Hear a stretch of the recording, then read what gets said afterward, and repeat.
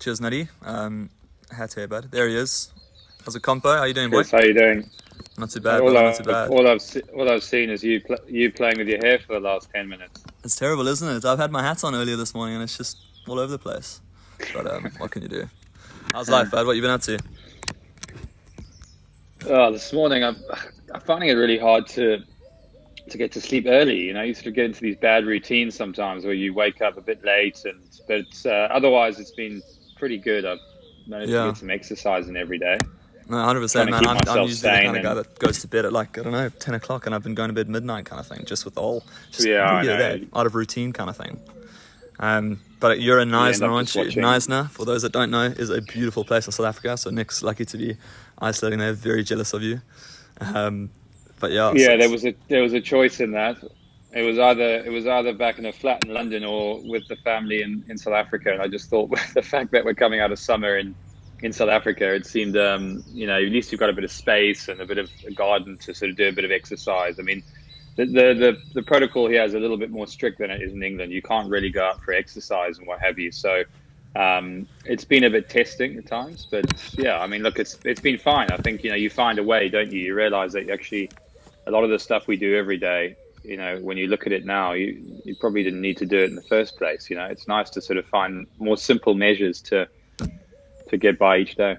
That's it, yeah. And I guess like you said, Knysna or South Africa in general hasn't really been hit as hard as the UK. So it's strange how the kind of restrictions over there are more strict than they are over here, and we're the ones that are almost suffering more. But in a way, I guess it's good to prevent any kind of spread. They're almost taking precaution, which is good to see. Yeah, crazy stuff. Yeah, South Africa's done pretty well. Want to ask for your advice. Yeah, we've got a bit of a wicket out on the back garden, and a bit of a cat there as well. But looking at this wicket, what would you do? Would you have a bat or ball? And I'm one of those old school cricketers that 9 out of 10 times you bat, and then the 10th you think about it and you still have a bat. So I'm probably the wrong person to ask because I'm a batsman. But looking at that wicket, that might be the 10th time where you actually might think about it a bit more and have a bowl. Well, you can tell that I live with a left arm. It's a bit patchy, isn't it? Prepared green top. Yeah, it's a bit patchy. And then we've got a bit of a putting green as well over here. I've been working on my short game. I mean, just for those that don't know, Nick and I met on the golf course, and I think I was probably about 58 over par after the first 9. So it wasn't fantastic. Yes, stick to your cricket practice, man. Let's be honest. That's it. So we had a good chat about cricket. We put the world to right, didn't we? That's it, yeah. I think golf's one of those games that can be really, really frustrating, and I think that day we just both of us struggled, I think. But Nick. Yeah, so definitely. Obviously, awesome having you on on Instagram Live, and I think it's an awesome opportunity for the younger cricketers that are watching. I think we've got a few youngsters out there today. And I just wanted to run through a couple of questions. Obviously, you've played at the highest level, which is awesome. And also, represented England as well. And I think when representing England, it's almost like a higher level than the highest level, if that makes sense. I think just the added pressure and expectations and all that kind of stuff must be unbelievable. But just starting from the beginning, I think I'd like to almost ask you about when it all started for you. So first of all, was it always the plan to play cricket as a career? Yeah, it's a good question. I grew up in South Africa, which I think, as most people know, has a huge sort of sporting history, and I think the weather and the climate and the landscape here lends itself to playing a lot of sport. And so I grew up kind of not knowing anything else. I mean, I think when you go to school at a young age, whether it be rugby, cricket, hockey, tennis, you're always doing something, and being quite sporty. There was always something going on. So I think, I think most kids, I mean, I didn't really know any different. Most kids were pretty sport mad. I wasn't particularly pushed or anything like that. I think I just loved it myself. And in terms of the cricket side of things, well, I suppose I had a grandfather who played cricket for England. For those who don't know, played cricket for England back in the 40s and 50s, also played football for the Arsenal. So there was a bit of a sporting legacy, which, at a young age, you don't really know. I mean, you sort of might see some photos up on the wall and think, oh, that's cool. Granddad was a good player, but, you're still young and you're still, kind of focused on yourself and your mates and playing sport. So It was probably only later on when I realized that, my tackling wasn't very good in rugby, and I preferred to kick it. So I realised rugby probably wasn't the route I was going to go. And Yeah. tennis, I was a decent tennis player, but I think cricket kind of naturally just sort of I went more into that direction, and suddenly I probably at the age of 10 or 11 realised that I was quite good at that and was playing in all the sort of representative teams, and you start to realise that this is something I really wanted to do, and I think it was always a case of wanting to play sport. Sure. Whether other kids felt that way, I think they did in South Africa. I think you do find a large percentage of young sportsmen here really wanting to play international rugby or cricket or whatever it be. So I think I was no different. And then I think cricket sort of ended up being the sport that I was pretty good at. So I think at the age of about 13, I was playing for Natal under 13 and a lot of representative teams, and that was the route I wanted to go. But it was then when I went to visit my grandfather shortly before he passed away, and he took me around Lords. He was the president of Middlesex at that stage, and I think my eyes really opened. You're suddenly walking around as a young boy, looking at Lords and seeing this incredible place, this incredible kind of cricketing historical place where millions have come before you, and I got to practice with the Middlesex team as a 13-year-old, and I think Angus Fraser, the likes of Mark Rabrakash, players like that were there. So that was no pressure, an incredible eye opener. So you can imagine coming back to South Africa after that. My eyes had been opened. This is the dream, and this is what I wanted to do. And I suppose it in some ways it tied in a little bit with the political situation over here. There was absolutely nothing against South Africa. I loved growing up here. I was incredibly fortunate to have grown up here, but I suppose I had an English sort of family and background, and then got an opportunity to go to a fantastic school in London, and I think that opportunity alone was an incredible opportunity to go and further my studies and what have you. But of course, with an eye to play cricket. So yeah, I think early on it was always what I wanted to do. There was absolutely no doubt in my mind. I was very clear about wanting to play cricket as a career, and it was just about how I was going to go about that and whether it was going to happen. I guess that's the question for any young people listening in. I think you've always got that question mark, or am I going to be good enough? There's there's days when it goes fairly well, times where it seems quite, it feels like the dream might be realistic, but you don't really know until you know, Sure. And that question always plays on your mind, and I guess it's what drives you. But definitely the low moments, the self-doubt, aren't easy, because that goal and that ambition is the thing that you want to achieve, and until it happens, there's always a lot of question marks. Yeah, wow, no, that's interesting, and it's quite it's quite refreshing knowing that you had kind of made up your mind at such a young age, and also decided to make a massive move, just to move countries, move to the UK. You've grown up in South Africa in Durban, and all of a sudden to just go, well, I'm going to, pack my bags, go to the UK, and then start a kind of career there. That's a brave move, first of all. And at the same time, I think it's, you're obviously sacrificing quite a bit. And in a way, I guess, was there any people telling you to do differently? Your mates in South Africa, were they saying, what you're doing kind of thing, you should be playing in South Africa? Or was it always just a case of you literally sticking to your guts and knowing that England would be the right thing for you? No, look, it wasn't like that. I mean, a lot of there's been players who've left South Africa. There's obviously been a number that I've played with, whether it be Peterson or Trott, etc. And everyone's had their own answer. I think for me, I grew up in South Africa. What was in front of me. I looked at my heroes, the likes of Jacques Kallis. These kind of guys are the players that I wanted to emulate. But I suppose having an English background, parents were born in England.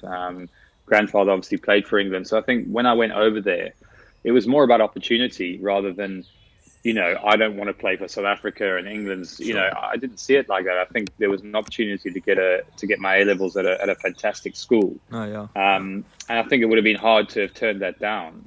But putting that together, I think it was difficult because obviously I was away from home. So you talk about sacrifice. There was no doubt that those formative years, the age of 15, 16, 17, I found incredibly difficult. Was cricket on the radar then? Sure. I was playing sort of Middlesex under 15s, under 16s, and the aim was to get a contract, which I eventually got in my last year of school. So it wasn't really so much a decision more than something, it just happened. I got an opportunity to play for Middlesex, suddenly I'm at Lords, living the so-called dream. And, it kind of went from there, and it wasn't a case of, oh, should I go back to South Africa? And, it just kind of went from one to the next, and I took the opportunity. And I think at the time, South Africa, there were some quick question marks politically. And, Sure. I think having the opportunity and a British passport to play over there, I kind of went over quite early. So it was a bit of a different thing rather than some of the other players who sort of made a decision at 18, 19 to forego South African opportunity and go to Yeah. England. I think I was in the school system at quite a young age, so it kind of happened naturally. Okay. Yeah, it's interesting when you mention the whole the passport thing. I played a bit of cricket in Southwestern Districts back home, and a lot of my teammates, they always say to me, "Oh, you've got the golden ticket. You've got a British passport. What are you doing here? Like, go over to the UK." If I had a British passport, I'd be doing that straight away. And it's quite strange how, to most people, the idea of being in the UK and being able to play over here is like the dream. They seem to love it. Sure. And I guess, we are really fortunate to have kind of that British passport. And then going on from there, you represented England under 19, which must have been awesome. That must have been almost like the first kind of sign that, hang on a second, this is potentially going to be a long-term career for me here. And what was that like? Was that also, talking about playing for England and the pressures and the media? I'm guessing at the under 19 level, it's probably obviously not as, intense compared to the senior stuff, but I'm guessing there was still quite a bit there in terms of pressure and expectation representing under 19s. Yeah, I think all these milestones, whether you're a young guy trying to get in your representative under 15 team, under 13, under 16, under 18, I think they're just kind of milestones. And I think looking back, I kind of probably put too much of a precedent on trying to hit these milestones. I sort of felt if I didn't play for England under 19, then I wasn't going to be good enough to play professionally, or I wasn't going to be good enough to play for my country, to play for England. So it was more of a self-pressure that I had to hit these milestones. And I think looking back, whether I played for England 19 or not, sure, it's nice, but I don't think it was, the final factor on whether I was going to go forward. Sure.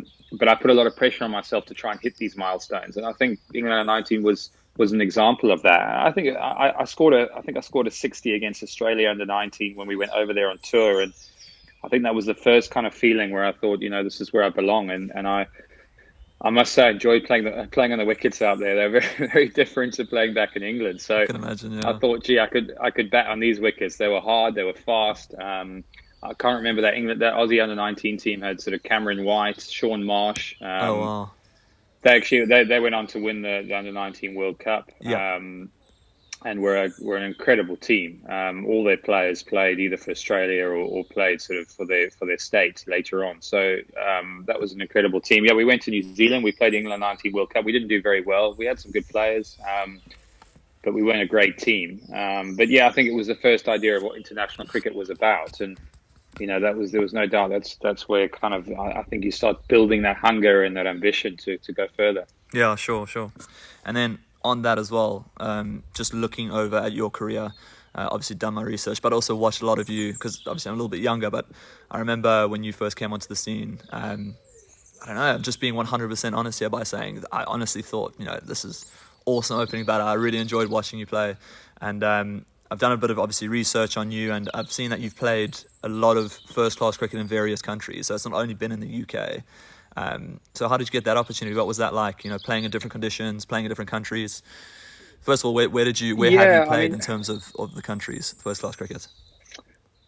I think some of the highlights that I've had were playing in Zimbabwe. I think at a time where Zimbabwe had gone through some difficulty, and they had a T20 sort of franchise competition, and I went over there to play in Harare for the Mashonaland Eagles. And that was really an insight. But I think, you realise as a cricketer how fortunate we are to travel, to get the opportunity to go to different countries, whether it be on pre-season tours or, during the winters to go and play grade cricket in Australia. I mean, I played in Perth as an 18-year-old for Western Australia, for the University of Western Australia, which was incredible. Wow. Made a lot of friends and really enjoyed that. And Australia was definitely a huge part of my upbringing because, I think when you go over there as a youngster, you realise what hard club grade cricket's about, and I think it's a great grounding or breeding ground for sort of learning your trade, learning how to be a professional at a young age, where there comes a bit of added responsibility and pressure to perform, because obviously the Aussies are going to be saying, who's this English bloke, is he any good? And of course you don't want to you don't want to fail. You want to be respected. You want the guys to think he was he was a good player that come and helped our club. So I think Australia was probably the early opportunity of traveling. And I think travel growing up in South Africa, again, being able to sort of, there's a cultural diversity here. I think there's an appreciation for different communities and cultures. And I think that's probably what gave me my appetite to really use cricket as a vehicle to travel. I think going to India, playing in that first series with England, was probably the best experience I've had. Just because you're in India, the country's like a religion. They absolutely love cricket. They eat, sleep and breathe it. And to be out there in front of those crowds, I mean, that was probably the biggest highlight of my career. But I think outside of that, playing in Zimbabwe, a country that had gone through a lot, I said that at the start. And, we won the franchise competition there, the T20 competition, which was incredible. I remember the late Kevin Curran was my coach. Again, a very sort of competitive character. Obviously, his two sons have gone on and done incredibly well. But he was a big influence, particularly at that time. And I think sometimes it's nice to have a different voice. I think when you're stuck in a county system, you often get the same voice. But when you actually go overseas and you play in a place like Zimbabwe, for example, and you're a bit more of a bigger fish in a smaller pond, and you have a chance to really guide others and lead others. I think it often brought out the best in me. I played in Sri Lanka at the end of my career about 2 years ago, which was incredible again. I think I was the only white guy in their system, and I think they really embraced me because I think I gave a lot to some of the younger players, and I really enjoyed that side of it. But it's also adapting to conditions, learning about how other cultures go about their cricket and what sort of what they do well. I mean, in Sri Lanka, you're playing against spin. The first over of a 4-day game is bowled by a left-arm spinner. You don't get that in England. You don't get that in South Africa, and you don't get that in Australia. So all these different conditions, I think help build you as a cricketer. And if anyone is, obviously listening, I think it's something I'd really advise. Get out there, go and take an opportunity in Australia. It doesn't matter what level it is. If it's an opportunity to go and live on your own, go and play with some different guys, do that as much as you can. Because I think it really helped me sort of not only build character, but also realize what, other players were doing. Other coaches had different, information that perhaps that would help me in the future. So, I think travel's been a big part of my career and where I've been really fortunate. Yeah, and I think having the opportunity to do it, like you said, I think if the opportunity's on the plate, there's nothing to lose, really, is there? I think if you can experience what Australia is like, what Sri Lanka is like, you're just not only growing as a cricketer, but as you said, as a person as well.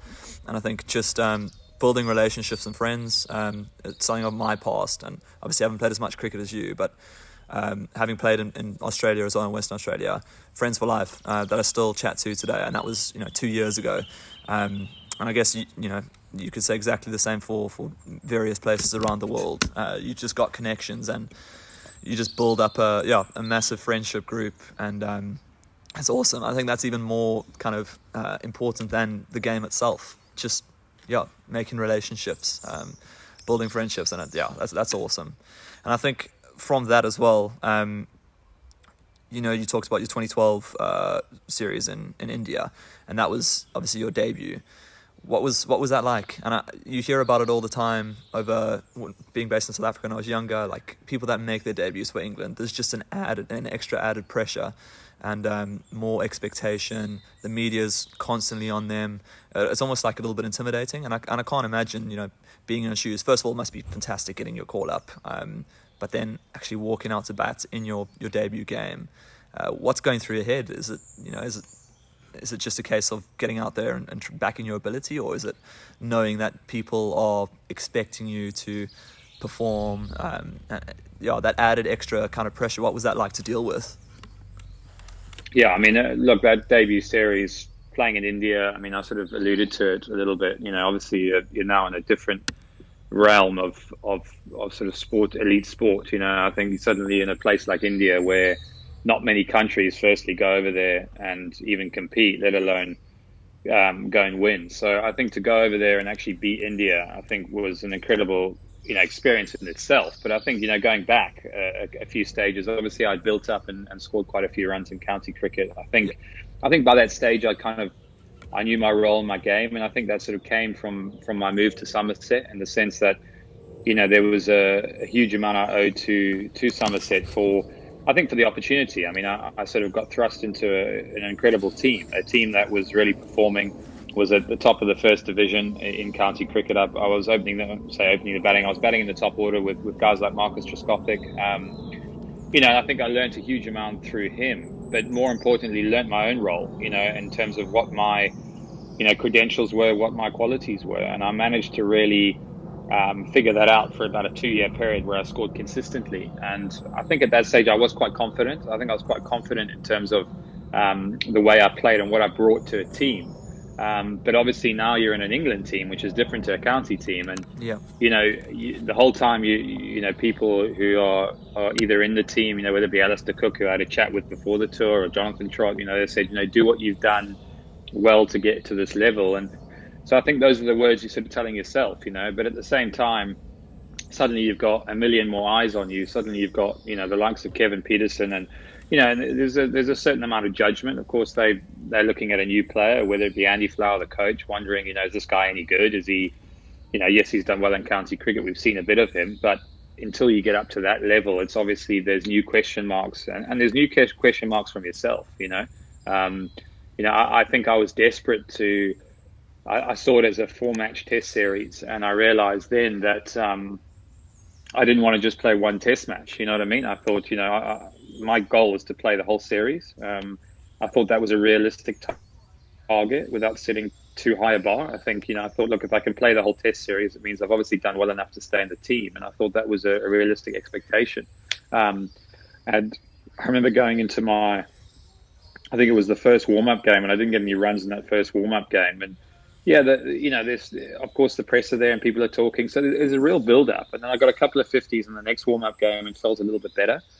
But nothing compares to that first test match. When you play in that first test match, I remember asking for centre and trying to mark my guard. And as I looked up, I could see, MS Dhoni, Virat Kohli, Sachin Tendulkar, and Virender Sehwag. And I remember my foot. That's my scary, foot. man. Yeah, it was just. I mean, these are the guys I've watched for, however many years. Wanting to emulate them and dreaming about being in their position. And suddenly you're standing there with 50,000 Indian fans, and you're trying to mark your guard. And I remember my foot was shaking so much I could hardly get my spike into the turf to mark center or whatever it was. And I think they were nerve-wracking times. Of course, Alistair Cook was at the other side, and he's a very calm. So it was great having him there. And I think I got 9 in my first innings, and yeah, it was fine. I think that first run was obviously the most important thing. And then I think I got about 40 in my second innings. I felt a lot better. Yeah. And man, it's not the best I've played, or it's not the most. I feel you try constantly everyone watching. I see my guns. I if I knew that if I was doing a job of sorts, sure. So I knew that one of the tricky things in India is a lot of overseas teams try and be really aggressive against spin, and actually it plays into the Indian hands, and that's how they've won most of their series. Whereas I thought if I could just stay out there for long periods of time, then you're obviously taking the game further, hopefully into the day 5, and it means that the longer you spend out there, the more time Cook and all these other guys have got time to bat out there. So, that was my theory, and it kind of paid off. I think I averaged 35 in that series, which I think for a debut series in India wasn't too bad. There were a few times where I got to 50 at Eden Gardens, and I remember getting a small under edge and been given out sort of LBW, and those are sort of periods where you think, maybe I could have gone on there. But I think the whole experience and actually turning that series around, losing the first test match and then winning the next 2 and then drawing the last one, was incredible. Wow, no, that's awesome, man. That's literally got goosebumps there when you were telling me about that slip cordon with MS Dhoni and Tendulkar, and that must be incredible, man. That's unreal. And then with the fitness side of things, because obviously that's a massive part of the game these days, and you're quite a fit guy, and you stay on top of your fitness. What was that like at the international level, and also nutrition plans and all that kind of stuff? Were they quite kind of strict on that, or? I think when you get to the international level, there's a fair amount of responsibility given to you. I mean, you've got to that stage. If you're unfit, if you're not looking after your diet, then I think you'd probably have struggled to get to the international level. And certainly if you were like that, you wouldn't have lasted very long. So I think there's a certain amount of responsibility that's given to you as a professional. Yeah. I don't think anyone who's playing international cricket wants to live that sort of lifestyle. But I think there's some guidelines more than anything, but I think those are things you've learned along the way. I think I think for me, one of the most important things was probably getting a serious injury at a young age. And I remember Tiger Woods, I think it was Tiger Woods who said, you can't be an elite athlete until you've had a serious injury. And I don't quote me on that, but it was something along those lines. And I think when I had a sort of career-threatening injury at the age of 19, didn't play for 17 months, 18 months. Sure. And I think after that injury, my whole attitude towards my body, rehabilitation, and preparation was totally different. And I think those are kind of the things that I realized if I didn't maintain that, then I might struggle to get on the pitch. So for me, it was just trying to find a way of staying fit. And I think Pilates played a huge role in that. I mean, I'm absolutely, I believe in Pilates more than probably any other training method, because I think it really was the one thing that got me on the field, that kept me in line, that kept my core strong, and kept my body strong. And then, of course, on top of Pilates, you can add in a bit of strength work, etc. But I think Pilates and the ability to keep fit. I think it sounds simplistic, but I think when I first started doing Pilates, I think a lot of sportsmen were like, this is kind of a woman's exercise and this and that. And I remember copping a little bit of flack for that, but it's something I've sworn by, and I still do it today. Yeah.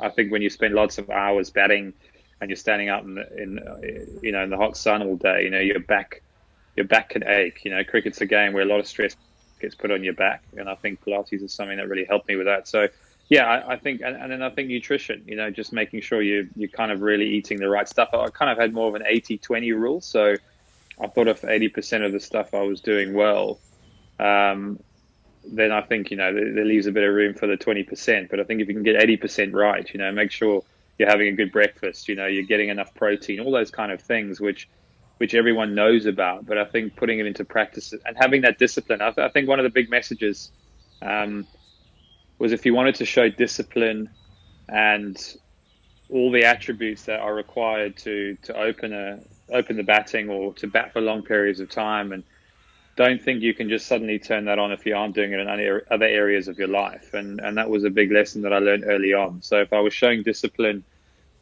simple things like brushing your teeth, if I was doing that regularly every day, if I was eating well, if I was training properly, then the ability to show discipline on a pressurized field in front of lots of people would be much easier. But of course, if I wasn't living like that every day, to suddenly be expected to go into a professional match and suddenly turn it on, well, good luck. You know what I mean? So I think cricket and the way that you go about your match was very much an extension of what I was trying to practice every day, making it much easier to be able to do. So I think you've got to really practice those behaviors. You only have to read stories about Tiger Woods or Djokovic or Nadal, and you'll see similarities in the way that they prepare, the way that they train, the way that they eat. It's no different to perhaps what you see on the tennis court or on the cricket field. So that was something I learned quite early on, and I think that sort of held me in good stead. Okay. No, yeah, it's interesting. The youngsters that I coach, I always say to them, a fitter cricketer is often a better cricketer, and I think it's finding a way of enjoying the fitness as well. A lot of people seem to say, I can't be bothered to get up in the morning and run 5K. I can't be bothered to go to the gym. But I think you almost, like you said, I mean, you enjoy Pilates, and that's something that I guess with trial and error, you began to really enjoy doing it, and it's something that you didn't really have to force yourself to do. Instead, you wanted to do it, and it was only benefiting your body, benefiting your kind of career as a cricketer. And I think it's important that people do understand that that plays a massive role. So yeah, it's interesting that you said, and it's quite cool how you can incorporate different kinds of fitness as well, like Pilates and all that kind of stuff, which is awesome. Moving on to your kind of role as a batter. I know you open the batting, and you've also batted in the middle order as well, at the county level and all that kind of stuff. What is your favourite format of cricket? Would it be the white ball stuff? Would it be the red ball? Oh, I think look, Test cricket was what I grew up with and what I wanted to be. There's no bones about that. I think Test cricket's what I lended my skills to. I mean, I actually made a decision probably at the age of about 26 when I think 2020 cricket was coming around then, and kind of realised that there was a big push to play 2020 cricket. Likes of Jason Roys and Joss Butlers and all these young players were coming through, and of course they'd grown up a little bit more with the shorter form of the game, and T20 cricket was now really gaining strength. And I kind of had a decision to make. Did I want to be another, fish swimming in the same sort of direction, as the incoming tide, or did I actually want to go the other way? And I kind of looked at my skill set. I looked at the fact that when I looked at county cricket, I thought, how many other players can bat for a day? If you had to put your money on it tomorrow, and actually at the time there was Alistair Cook and there was Jonathan Trott, and there weren't too many others that you'd probably put your mortgage on to go out and bat for a whole day. So I made a decision to be the third guy, effectively. It was a smaller, pond to swim in, and I realized that there were a lot of young players who were going the T20 route, so I decided not to go that route. Not that I didn't really enjoy it. I think one-day cricket was 50-over cricket is a game I loved. So 50-over cricket and four-day cricket or test match cricket was really what I really grew up with and what I enjoyed playing. And I thought I was a good one-day player as well. But I didn't want to be good at both. I wanted to be excellent at one. So I went really the test cricket route and then sort of worked backwards from there. I think the big thing for me was actually working backwards, going, if I want to be a test match batsman, what are the important things? And I think firstly, I needed a world-class defence. It was very simple. If you want to bat for long periods of time, you need to be able to stay in. I mean, you can have all the cover drives, all the pull shots, all the square cuts, and all the fancy shots. But if Glenn McGrath runs up and hits the top of off stump, and you keep edging it or missing it, you're not going to have the opportunity to play too many of your favourite shots. So you need a world-class defence, and that's kind of where I went with my mentor, and we worked for hours trying to really put my game under a lot of pressure. Facing 100 mile an hour on bowling machines and cold winter nets and what have you, was very uncomfortable.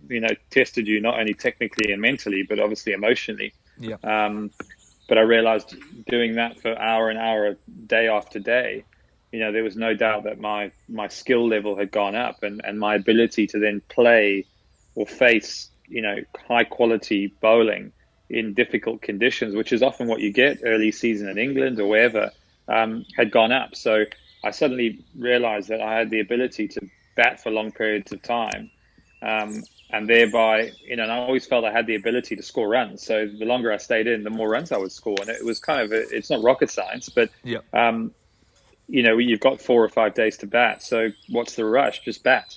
Spend time out there, and it gets easier and easier. And that's kind of how I got comfortable with myself. Whereas I saw a lot of other players, getting bogged down or succumbing to pressure or playing a poor shot because they felt under pressure. But actually, there wasn't any pressure. There's a lot of time, and you can always make it up. So I think that's how I developed my game and why I went that test match route. And very quickly, I became that third guy. And got my test opportunity. And I think batting 3 was probably where I preferred batting. I think I just got comfortable with doing that at Somerset. I felt it was a very prominent position. The openers would go out, gave me a bit of time to just sort of survey the scene, and then I could walk out there and, really, sort of book in for bed and breakfast, as they would say. So that was kind of a sort of mental plan. And the more comfortable I got with spending time out in the crease, the more runs you get. Yeah. No, well, I think you've summed it up there. I think the best players in the world, they're quick to work out what their strengths are and to almost like back their strengths. And I guess with what you're saying about the red ball game, how you knew that you had to have a solid defense in order to be successful. You had a clear game plan with what you wanted to achieve. And I think it's important for young cricketers to learn that as well. Not anyone, there's not one perfect cricketer that's good at every single part of the game. So I think if we can kind of isolate our strengths and work as hard as we can on that, you're giving yourself the best chance to to go forward in the game, and that's what you've done in your career, which is awesome. Just looking at, there's been a few questions, so just I want to get a few out of the way. We got one from John Denning. Now this is an interesting one. So he has obviously played a little bit of cricket, left arm seaman. He's asked you if you remember a pre-season game for Cardiff MCCU versus Somerset in 2011. Yeah, I remember that. I mean, this might be difficult for you to remember. And apparently you told him to bowl a straight ball to James Hildreth. And he did, and he got him out. Do you remember that? Yeah, I think Hildreth and I put on a few runs in that game. I think it was something like 560 runs. I think we both got a double hundred, and Jack Leach was playing in that game. Actually, funny enough, Jack Leach was playing for Cardiff University, and I think both Hildreth and I I remember chatting in the middle, thinking, I don't know if I want my personal best score to be against a university. So I think we were just sort of planning. It doesn't sound great, but I think we were just planning to try and get out before we surpassed our personal best scores. So I kept saying, I think it must have been John. I obviously said to him, just bowl straight. He's going to miss it. He's going to miss it. You know what I mean? So I kind of do remember that. Yeah, no, he brings it up all the time. I think that's his prize skull. But I think he has got Trisgothic up as well, so I'm not too sure which one's better. Has he? Okay. Talks about it all the time, loves it. I bet he does. A couple of more questions we've got here. As a young player, did you have a particular coach or mentor who shaped you as an athlete? And why was this person so influential to you? So if you could pick one coach growing up, one mentor, who would that have been for you? I had a guy called Neil Burns, actually, who played professional cricket for Leicestershire, Essex, and Somerset. And I think he was the first person who kind of got hold of me, so to speak, and really taught me about how to put a game plan together and how to put my game together. And I think it was him and I who, I mean, he definitely spent the most time with me talking through what it meant to be a professional batsman. I think a lot of young guys have talent and have the ability to go on and play at a higher level. And I think I was probably one of those. But I think in my formative years at Middlesex, I spent a lot of time probably trying to prove to people why I was a good player. Didn't really know my game, and had some good performances here and there, and had some talent. But there's a big difference between being a professional, being a sort of a young player who's contracted at a club, and actually being a professional batter. And I think that was the major shift that I made was, here I was as a batsman for hire. It was my profession. It wasn't a game I was just talented at or something that I was good at. It was now my job. And what does that mean? It sort of means that if someone's going to pay you money to bat, then I have to have something that I can give back to them.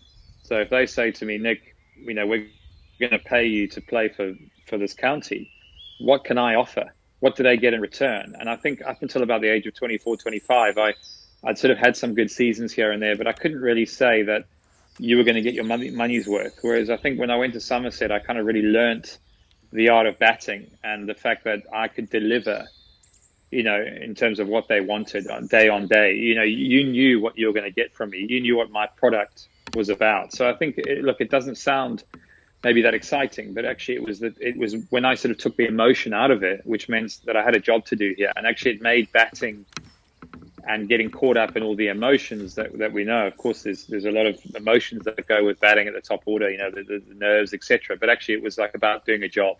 And this is what you got from Nick Compton if he went out to bat. So I think he really helped me mold that. And I think he was the one that did all the work with me to really try and build a world-class defense. He's the one who put me under extreme pressure in different environments, took me out of my comfort zone, went on trips to South Africa. And I think that's where I sort of learned the whole, domain of, or sort of really learned about everything that came with being a top-class batsman. Yeah. Oh, that's awesome. Wow. Yeah, it's good. It's pretty special to have people like that in your life. That's pretty much just kind of show your ropes and also just put you on the right path. And I think everyone needs that. So it's awesome that you've made obviously a good connection. And I guess, again, there we go, relationships. Talking about relationships of the game. Probably the biggest and most important one. A couple more questions here. We're just going to run through because there's quite a few. Just quickly going through names from Dan Miles over here. He's asked, can you name an all-time XI? Off the top of your head. Sorry? So let's just go with cricket in general. So whether it's white ball, red ball, an all-time 11. Gee, all-time 11. I would probably go with Trescothick because I played with him for 5 years. Yep. Another opening batsman. Compton. There we go. No, not me. Trescothick and Cook. Let's go Trescothick, Cook, 2 Englishmen at the top of the order. I think Brian Lara would probably... actually, I'll tell you what, I'll go with Jacques Kallis. I think Jacques Kallis was probably the first player that I try to emulate. I remember spending hours in the mirror or in the reflection of your sort of front door trying to emulate Kallis because I just thought he was the ultimate player, in terms of his class and his defense, and he had the best cover drive, and I just thought he was the most complete player. So I think he was the first guy I looked to, and then I'd have to say Brian Lara, for me, the greatest player I've watched growing up. For me, in my era, if you want to put it that way, Brian Lara is the greatest player I've seen. He was what excited me about cricket. Yep. So I did spend many hours in the back garden trying to bat left-handed, trying to emulate that pull shot and what have you. So he had a huge impact on me. I think after that, probably at number 5, I think A.B. de Villiers has probably been one of the most dynamic players. Yep. Someone that I think's been very much a modern day cricketer, and somebody that I've probably seen and played against, and I think he's really taken cricket to another level when you think of all forms, the T20, one day cricket and Test match cricket. I think he's been able to do it all. I suppose as a wicketkeeper batsman, I suppose Gilchrist has to come into it. Again, ahead of his time, really did things a little bit differently, and I think that's what's always kind of fascinated me about batsmen.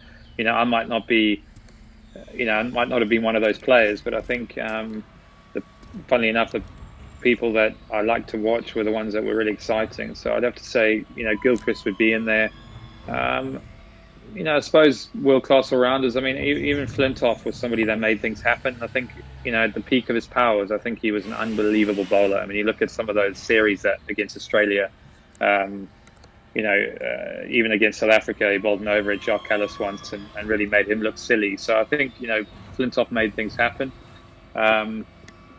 Putting me under the pump here. And then I think, trying to think world-class 11, I would probably go with, I suppose you're just trying to look at, you've got Flintoff. You'd probably go Shane Warne. Shane Warne would be my spinner. And then you've got probably McGrath. And I'm trying to think now. McGrath, Curtly Ambrose. Curtly Ambrose is one of my favourite cricketers. I love watching Curtly. So, I don't know. We one short. Is that 10? There might be one more. Trying to think of a fast bowler. Probably Dale Steyn. Yeah. I think Dale Steyn, Curtly Ambrose, and Glenn McGrath. I think you've got quite a few bases covered there, and I think they all bring something a little bit different. Nice. So there's some pretty good players in there, but I've been lucky to have played with a few of them myself and played against them. So it's been pretty special. Yeah, no, that's class, man. Just listening to those names, crazy. Quickest bowler would you say you've ever faced in terms of genuine raw pace? Who've you almost been not scared of, but when you walked out to bat, you were like, hang on a second, this guy's got some serious gas on it. It's a question I get asked a lot. I think I kind of wish I'd faced some of the quick. I mean, I faced them. I faced Brett Lee. I faced Mitchell Johnson. I faced Shoaib Akhtar, but I didn't actually face them, being honest, at their peak of their powers. So while it was still incredibly quick, I think the one thing, ironically, I really wish I had done is for example, that 2014 Ashes series when Mitchell Johnson probably bowled the quickest of any bowler ever. Yeah.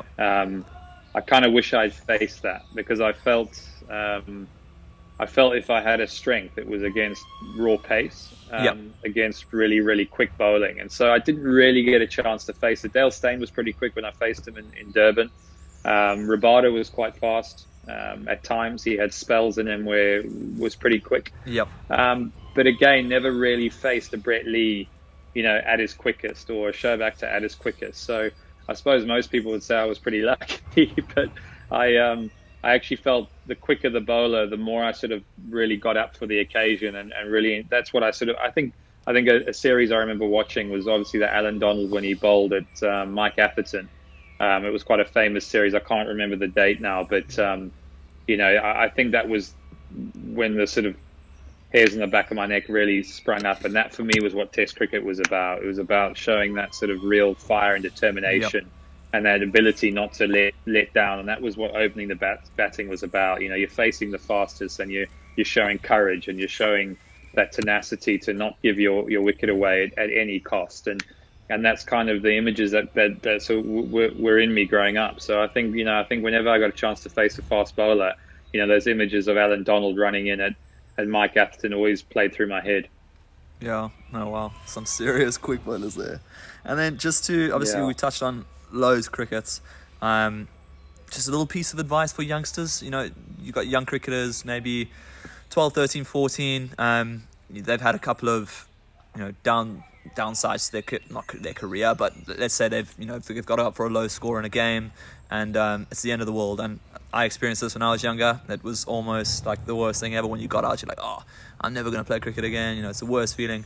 So obviously, you played at the highest level, at the international level. There was a stage where eventually, you got dropped, and that's natural. That's part of the game. How do you overcome something like that? Obviously, it's a big challenge. So, what are your ways of overcoming not a failure, but a disappointment like that? And how do you bounce back?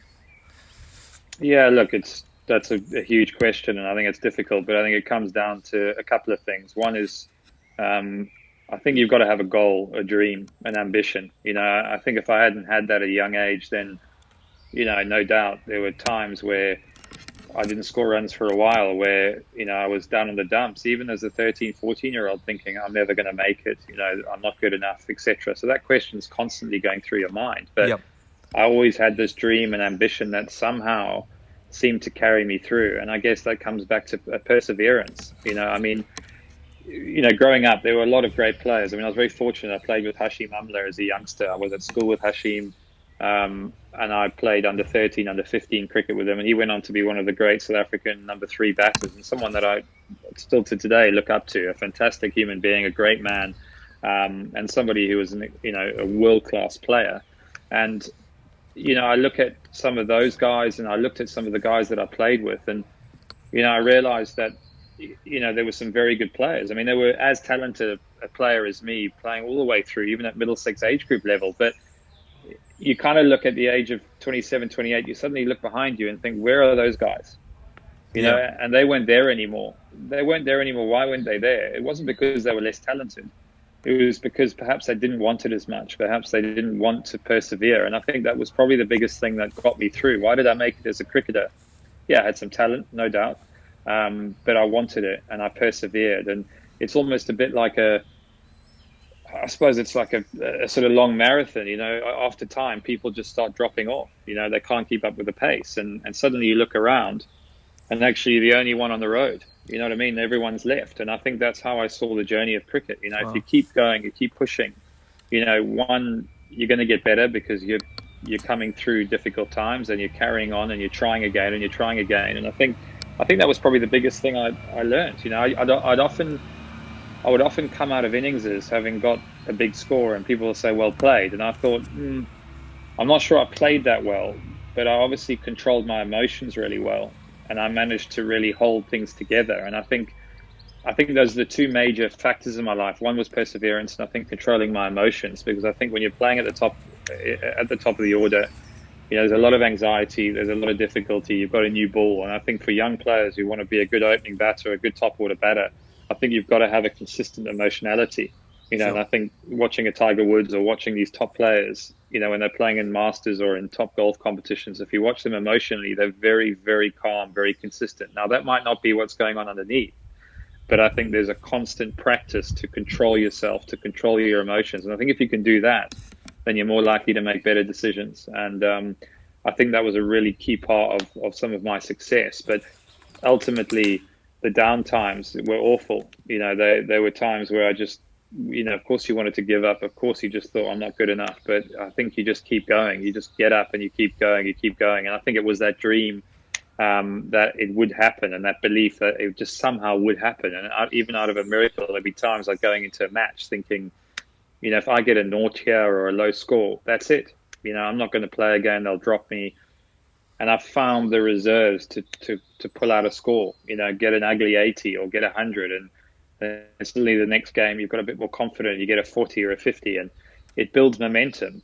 And I think the last thing is probably to find a mentor or a coach that you can work with. I think it's so important. If you find, it's amazing how some players find a coach or a mentor that help them, sure, and some don't, and they fall out of the game very quickly. So if you can find someone, and I think again, I'm sort of bringing up new things, but I think you've got to stick to your strengths. I mean, there's absolutely no doubt that when I grew up, I'd watch Tendulkar, I'd watch Lara, I'd watch Callis, and I wanted to play like them. I'd go into the garden and practice that shot that he played, or how it looked, and it looked amazing. And, I think it probably made me more insecure because I was constantly trying to be something that I wasn't. And I think it was only when I really kind of think, I'd love to be in Tendulkar, I'd love to be a Lara, but fundamentally I can't be. I can only be myself. And when I came to terms with that, everything settled down in my mind a lot better. And I actually just did what I did well. And It sounds really simplistic, but it's something that the sooner you can get to that. And I think Alistair Cook, for me, is probably the best example of that. At a young age, he's probably played the same way since he was 15, 16 years old, all the way through to where he is now, and hasn't really changed a huge amount. And I think that sort of strength to not doubt yourself, to not try different things, although he may have done a little bit here and there, but fundamentally his game and the way that he went about things stayed very, very consistent. And I think that's why he's been such an exceptional player. And I think he's probably a guy to look to in terms of, perhaps didn't look the best, perhaps, was very talented, but, there've been players with more talent, but he stuck to his strengths and what he did well. And it worked for him. And I think it's worked for everyone else. So stick to your strengths. Absolutely. Don't try and be like anyone else. And, if you have got a strength, just make it a bloody good strength. Make it a super strength. Make it very special. Make what you do very, very good. Yeah, no, nice one. Yeah, I think chase your dreams. Don't give up. Hey, don't keep dreaming. And I think that's one thing I've taken out of that, as well as you're controlling the emotions. That's obviously a massive part of it. And then, as we've spoke about quite a bit today, just backing your strengths. And I think if there are youngsters listening out here, take those 3 pieces of advice. I think it's gonna shape you into the cricketer that you want to be, and be yourself as well. As you were saying about Jacques Kallis and watching Tendulkar, you're a Nick Compton, and there's a reason why you were successful as Nick Compton, because you played your game, and you played the way you were meant to play instead of like following other people. But that's really, really interesting. And just to finish off with, Nick, I know we talked a lot about cricket, but there's more to life than cricket. And you're still very, very young, the ripe old age of 36. Am I right? Yeah, that's correct. Still a youngster. What's next for Nick Compton? What does the future hold for you? I've been asking myself the same question for the last couple of years. I think as you said, cricket's been a major part of my life. I think it's there's no doubt that your identity goes with that. And for a long time, my identity's been very wrapped up in my performance. And I think lastly, I'd only be happy if I scored runs or if I performed. And I struggled with that most of my career. If I wasn't scoring runs or performing, my own view of myself was not very high. I'd often feel quite unhappy.